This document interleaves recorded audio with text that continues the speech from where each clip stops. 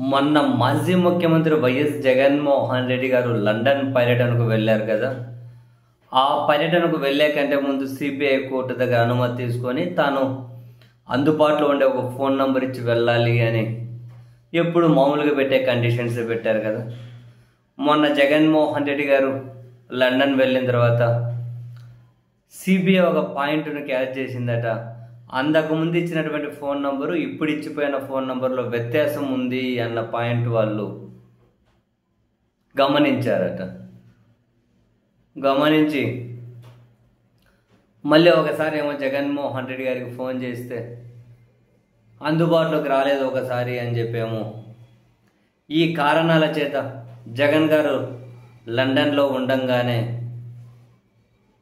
ఇక్కడ కోర్టులో పిటిషన్ వేశారు. సిబిఐ కోర్టులో జగన్మోహన్ రెడ్డి గారు కోర్టు నిబంధనలను ఉల్లంఘించారు. ఇంతకుముందు ఇచ్చిన ఫోన్ నంబర్ ఇప్పుడు ఫోన్ నంబర్ తేడా ఉంది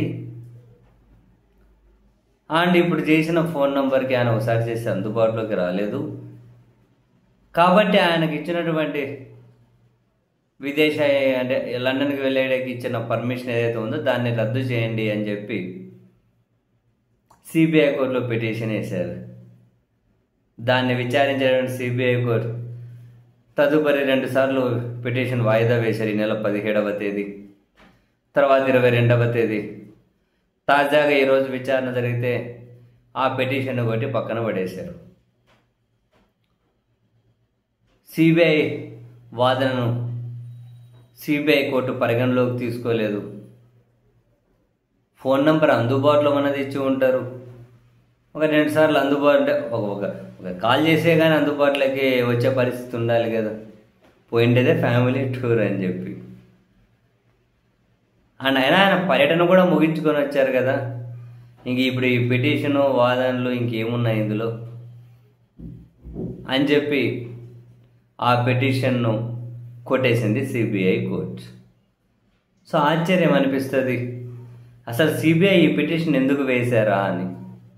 ఇలా వేయడం వెనక ఏమైనా గుడుపుటని ఉందా, లేకుంటే లాంగ్ రన్లో ఇంకేమైనా ప్రయోజనాలు ఉన్నాయా, రీజన్ తెలియదు.